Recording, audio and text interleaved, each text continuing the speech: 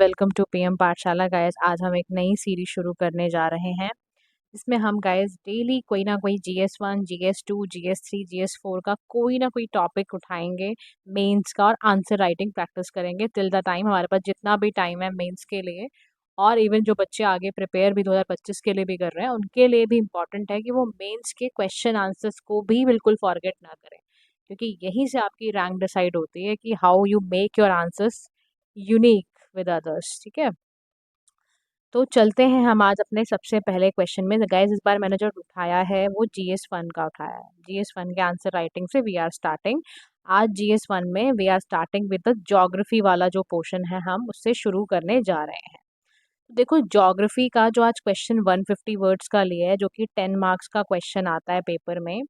तो आज का जो क्वेश्चन है वो बात कर रहा है कि ईस्टर्न एंड वेस्टर्न घाट जो है वो दो मेजर माउंटेन रेंजेस हैं, आप सभी जानते हो।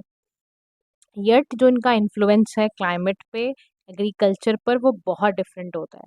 तो यानी कि देखो, क्वेश्चंस को ना, देखो पहले ना क्वेश्चन को ही डिवाइड करना सीखो आज, कि क्वेश्चन में आंसर की तरफ बढ़ने से पहले क्वेश्चन को ही हम क्योंकि वही वहीं से हमारा आंसर क्रिएट होगा, तो रीड द क्वेश्चन थॉरली। सबसे पहले से कहा है कि ईस्टर्न और वेस्टर्न घाट दो मेजर माउंटेन रेंजेस हैं। Now you have to explain how. दो अगर ये माउंटेन रेंजेस हैं तो कैसे कैसे हैं, कहाँ सिचुएटेड हैं, ईस्टर्न वेस्टर्न घाट्स के ऊपर इंट्रोडक्शन यहीं से शुरू करना है, यानी कि आपको। फिर दूसरे पार्ट में क्वेश्चन के कह रहा है कि उनका जो क्लाइमेट और एग्रीकल्चर पे इन्फ्लुएंस है, दोनों माउंटेन रेंजेस होने के बाद वो अलग क्यों होता है। Then address climate factor for Eastern Western Ghat and western agriculture with Eastern and Western Ghats के लिए। फिर इसको डिस्कस करने के लिए बोला गया है। देखो, सबसे बड़ी अप्रोच क्या होती है कि हम इंट्रोड्यूस करें अपने आंसर में मेंशन करके ईस्टर्न वेस्टर्न घाट्स को, जो कि इंपॉर्टेंट है एज आई टोल्ड यू। फिर हम ना इनका इन्फ्लुएंस को कॉन्ट्रास्ट करके लिखेंगे क्लाइमेट एंड एग्रीकल्चर का, और बाद में बता देंगे कि आज की प्रेजेंट सिनेरियो क्या है, what is the present scenario. वो सारी बातें हम कंक्लूजन में लिखेंगे, और what can be done for that matter, and कौन सी ऐसी इंटरनेशनल कन्वेंशंस वगैरह जो भी हैं वो सारी मेंशन हम कंक्लूजन में कर देंगे। अब जब इंट्रोडक्शन शुरू हुआ, देखो आपको पेपर में ये इंट्रोडक्शन पार्ट वार्ट लिखने की जरूरत नहीं है। You need to start it, मतलब you need not to start with key word आप इंट्रोडक्शन लिख रहे हो, आपको सीधा भी स्टार्ट कर देना आंसर। वो तो यहाँ पर because I am addressing the question for you, इसलिए मैंने यहाँ पे लिखा है कि this is introduction, this is body and this is conclusion. ठीक है, देखो शुरू मैंने कैसे कर रखा है कि ईस्टर्न और वेस्टर्न घाट जो है वो टेस्टमेंट है ना, हमारी इंडियन ज्योग्राफी की ब्यूटी को एक तरह से डिस्क्राइब करते हैं, हमारे टेस्टिमोनियल की तरह काम करते हैं। That is very important for us, ताकि हमें देखो शुरुआत में ही ऐसे वर्ड्स का इस्तेमाल ज़रूर करना है कि टेस्टामेंट है ये हमारे। तो टेस्टामेंट का मतलब है कि काइंड ऑफ बिलीफ की, जैसे कुछ इससे डायरेक्शन हमें यहीं से मिलती है। तो ये एक आपको टेस्टामेंट का मतलब याद रखना है। फिर while both running parallel to the coast, देखो मैं आपको सबसे पहले याद रखना, जब भी ज्योग्राफी का क्वेश्चन एड्रेस कर रहे हो ना जिस समय, please make Indian diagram as well. जैसे मैंने यहाँ पर पहले ही, मैंने लास्ट में हालांकि कराया ड्रॉ, बट आप शुरुआत में ही ड्रॉ कर देना प्लीज। इंडिया का मैप ड्रॉ करना और बताना वेस्टर्न घाट्स वगैरह कहाँ पर है, ईस्टर्न घाट्स कहाँ पर है। प्लीज़ मेक श्योर जब भी ज्योग्राफी का क्वेश्चन या जहाँ पर भी रेलेवेंट आपको एड्रेस करने को मिले कोई ऐसा क्वेश्चन जहाँ डायग्राम बना सकते हो, प्लीज़ मेक श्योर, प्लीज़ बना कर आना डायग्राम। ठीक है, अब आप क्या करोगे, आपने बताया दोनों पैरेलल है, अभी हमने देखे कोस्ट के, हमने बनाया भी डायग्राम भी बना रखा है हमने, और ये ना contrasting climatic and agricultural shadows हैं। तो वेस्टर्न घास जो है वो बेसिकली एक बैरियर है अगेंस्ट मॉनसून विंड्स। ठीक है, क्या है, वेस्टर्न घाट जो है वो बैरियर होता है मॉनसून विंड्स का, इसीलिए रिसीव हैवी रेनफॉल करता है, इसीलिए उसको वहाँ पर हैवी रेनफॉल, आपको पता है वेस्टर्न घाट में बहुत ज़्यादा बारिश होती है, इसीलिए यहाँ पर एवरग्रीन फॉरेस्ट होते हैं, ये भी मैं जानता हूँ, है ना। Creating a tropical humid climate यहाँ पर होता है, यहाँ पर एबेंडेंट आपका वाटर फ्यूल्स एग्रीकल्चर वगैरह रहता है, यहाँ पे कॉफ़ी स्पाइसेस वगैरह मिलते हैं। ऐसे ही ईस्टर्न घाट वाला पार्ट अब हम लिख लेंगे। कंट्रास्टिंग इन्फ्लुएंस हमारे ईस्टर्न और वेस्टर्न घाट पे, अब सीधा क्लाइमेट एंड एग्रीकल्चर पे क्या पड़ता है हम उस पर डिस्कस करने जाने वाले हैं। देखो यहाँ सबसे पहले मैंने उठाया पार्ट रेनफॉल पैटर्न का। इस किससे रिलेटेड है? क्लाइमेट से रिलेटेड है। अब देखो क्लाइमेट वर्ड उसने एक लिख दिया है, लेकिन क्लाइमेट में बहुत सारी चीज़ें आती हैं, लाइक रेनफॉल पैटर्न आता है, फिर आपका टेम्परेचर रेगुलेशंस वगैरह इसी के अंदर रेनफॉल पैटर्न में टेम्परेचर रेगुलेशंस आ गई है ना। फिर इन्फ्लुएंस ऑन वेजिटेशन, इसका वाटर रिसोर्स मैनेजमेंट, ये सारी चीज़ें हमें इसमें लिखनी पड़ेंगी। अब देखो रेनफॉल पैटर्न में ना जब आप आंसर लिखने जाओगे तो बताओगे जो वेस्टर्न घाट है, क्योंकि वो रेन बैरियर है, तो जो भी साउथ वेस्ट मानसून आता है यहीं पे मॉइस्चर को राइज करता है। और क्योंकि यहाँ पर वेस्टर्न घाट में ओरोग्राफिक रेनफॉल बहुत ज़्यादा होती है।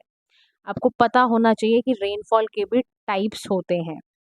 जब भी आप ये ओरोग्राफिक रेनफॉल बना रहे हो तो उसी वेस्टर्न घाट में ना, मैंने तो ड्रॉ नहीं करा, आप ओरोग्राफिक रेनफॉल का भी डायग्राम बना देना, क्योंकि ओरोग्राफिक रेनफॉल का मतलब यही होता है कि जो माउंटेन से टकराकर वहीं पर वो फोर्स करती है एयर को कि राइज हो और मॉइस्ट कर दे आसपास और क्लाउड को प्रोड्यूस करके प्रेसिपिटेशन कर दे। तो ओरोग्राफिक का ना आप डायग्राम जैसे you can draw like this.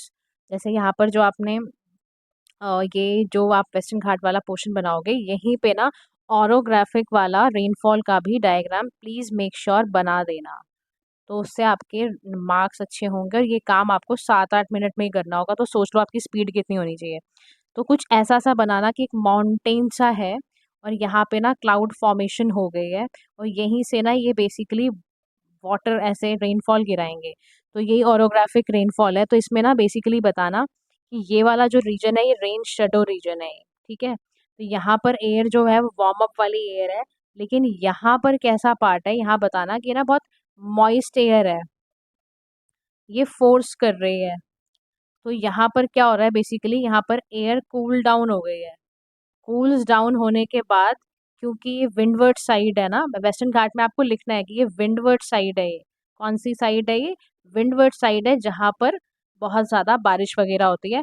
अब विंडवर्ड साइड की वजह से ना इस तरफ जो मौसम है ना, काफ़ी वहाँ पर वेट कंडीशंस आ गई हैं। ये सारी बातें आपको ज़रूर करनी है, ठीक है। ये बातें आप बता दोगे पूरी तरह से कि ऐसे ऐसे इसमें हो रहा है।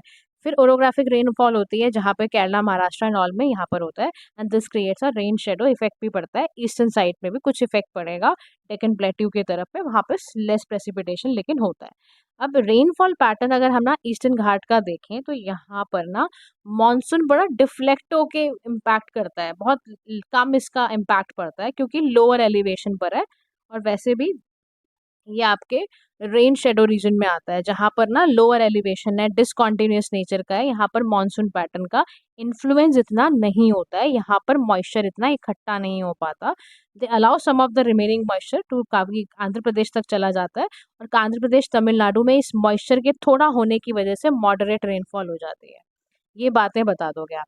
फिर सेकंड उसमें आप बताओगे कि देखो सेकंड जो पॉइंटर है दैट इज टेम्परेचर का रेगुलेशन भी।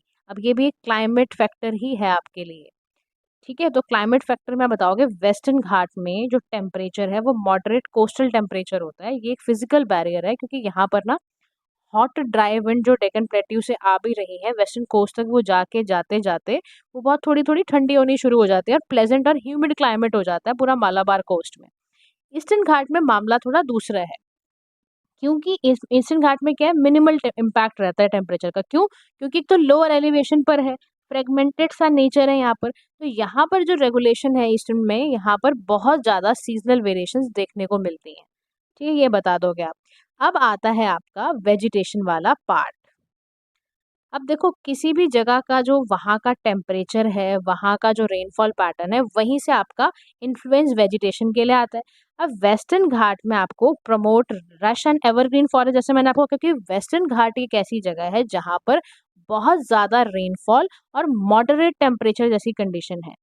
जहाँ पर यहाँ पर अब देखो जहाँ एवरग्रीन फॉरेस्ट होगा, जहाँ बहुत तेज़ बारिश होगी, टेम्परेचर भी मॉडरेट रहेगा, तो वहाँ के जो फॉरेस्ट होंगे वो बहुत डेंस होंगे।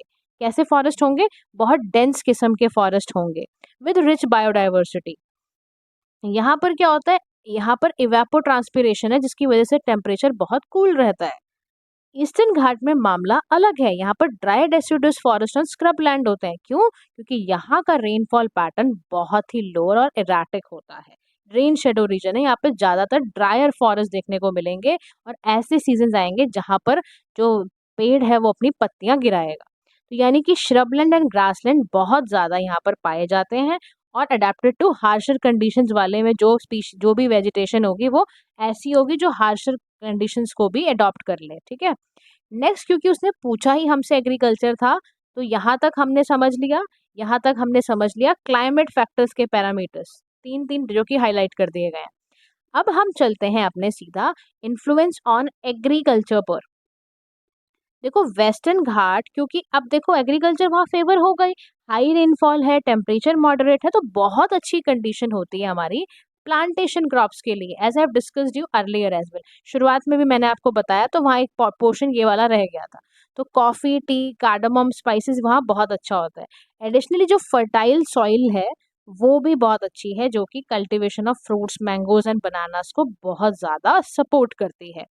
ईस्टर्न घाट की अगर बात करोगे तो ईस्टर्न घाट में मिक्स फार्मिंग और ड्रॉट रेजिस्टेंट क्रॉप्स होती हैं। क्यों? क्योंकि यहाँ पे रेनफॉल जो पैटर्न है वो बहुत वेरी करता है, मतलब पानी की रिक्वायरमेंट भी बहुत वेरी करती हैं। तो ऐसे सीजन्स में जहाँ ऐसा होता है वहाँ पर मिलेट्स, पल्सेस, जहाँ पर समझ रहे हो पानी की रिक्वायरमेंट कम हो वहाँ पर ही ऐसी चीज़ें होंगी। एडिशनली यहाँ पे सोरगम, पर्ल मिलेट वगैरह फूड सिक्योरिटी के लिए इस रीजन में पाया जाता है। तो यहाँ पर पानी की अधिकता कम होगी।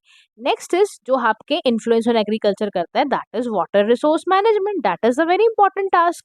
अब देखो वाटर रिसोर्स की बात करो तो वेस्टर्न घाट में क्योंकि नेचुरल वाटर टार्स हैं, डेंस फॉरेस्ट है, तो वहां पर वेस्टर्न घाट में क्या होता है कि स्टोर पानी का जो रेन वाटर ही बहुत स्टोर कर लिया जाता है। अच्छा, दूसरी बात क्या है, यहाँ परमानेंट रिवर्स भी फ्लो वेस्टवर्ड करती हुए जा रही है। अब आप मुझे बताओ कि यहाँ पे कौन कौन सी रिवर्स आती हैं। ये क्वेश्चन आपको कमेंट में सॉल्व करके बताना है, कमेंट सेक्शन में सॉल्व करो। यहाँ पे कौन कौन सी पेरिनियल रिवर्स वेस्टर्न घाट से गुजरती हैं, वेस्टवर्ड की तरफ फ्लो करके हुए जाती हैं। अब ये रिवर भी क्या करती हैं, इस रीजन में इरिगेशन और वाटर सप्लाई अच्छा कर देती हैं। लेकिन जब आप ईस्टर्न घाट की तरफ आते हो, रेन शेडो रीजन्स की तरफ आते हो, तो यहाँ मेजर रिवर सिस्टम नहीं है। यहाँ बहुत छोटा सिस्टम है, नेटवर्क है रिवर्स का, if you compare it with the Western Ghat. However they contribute to the flow of some major rivers. यहाँ पर कुछ मेजर रिवर्स है, गोदावरी, महानदी मिल जाएंगी। ईस्टर्न इंडिया रिसोर्सेज में तो उतना ही पानी यहाँ पर उस हिसाब से आएगा। अब कंक्लूडिंग फॉर्म में जब आप कंक्लूड करोगे तो लिखोगे, देखो माउंटेन रेंजेस यूनिक होती हैं, इनके चैलेंजेस क्लाइमेट चेंज को लेके, पॉपुलेशन प्रेशर को लेके, डेवलपमेंटल नीड्स को लेके भी अलग होते हैं। तो कंजर्वेशन करना इंपॉर्टेंट है, सस्टेनेबल मैनेजमेंट करना इंपॉर्टेंट है रीजन्स का, ताकि इकोनॉमिक स्टेबिलिटी, फूड सिक्योरिटी और ओवरऑल जो हम एसडीजी गोल्स कहते हैं। अब देखो अगर हम यहीं पे बात करें तो मुझे बताओ कि कौन कौन से SDG goals basically western Ghats के लिए इम्पोर्टेंट हैं। तो देखो जब भी आप एसडीजी गोल्स की बात करोगे तो अल्टीमेटली आपको ध्यान रखना है अपना एसडीजी गोल नंबर 14, जो कि लाइफ बिलो वाटर है। उन स्पीशीज का भी हमारे को ध्यान रखना है। लाइफ बिलो वाटर वाला एक आप लिख सकते हो इसके अंदर।